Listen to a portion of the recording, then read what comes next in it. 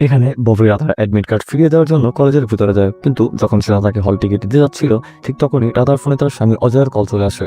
তখন রাধা ভয়ে ভয়ে তার কল রিসিভ করে এবং মিথ্যে কথা বলে যে সে মন্দিরে পুজো দিতে এসেছে, কিন্তু অজয় তার কথা বিশ্বাস করে না। ঠিক সেই সময় ববি কলেজের ঘন্টা বাজিয়ে দেয়, আর ওই শব্দ শুনে অজয়ের সন্দেহ দূর হয়ে যায়। এরপর ববি রাধাকে তার হল টিকিট ফিরিয়ে দেয়, আর হল টিকিট হাতে পাওয়ার খুশিতে আবেগপ্রবণ হয়ে রাধা ববিকে জড়িয়ে ধরে। কিন্তু রাধার এই আলিঙ্গনে ববির হৃদয়ে প্রেমের জন্ম নেয়, যার ফলে এরপর থেকে ববি দিনরাত শুধু রাধার স্বপ্নই দেখতে থাকে।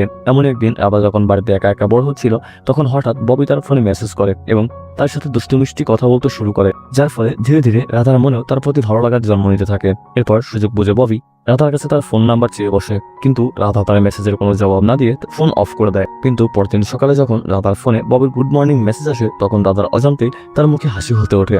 এরপর রাধা ববির সাথে কথা বলতে শুরু করে, আর ববি রাধার চেহারার খানিক প্রশংসা করতে রাধা ববিকে তার ফোন নাম্বার দিয়ে দেয়, যার ফলে এখন তারা ভিডিও কলে একে অপরের সাথে কথা বলতে শুরু করে।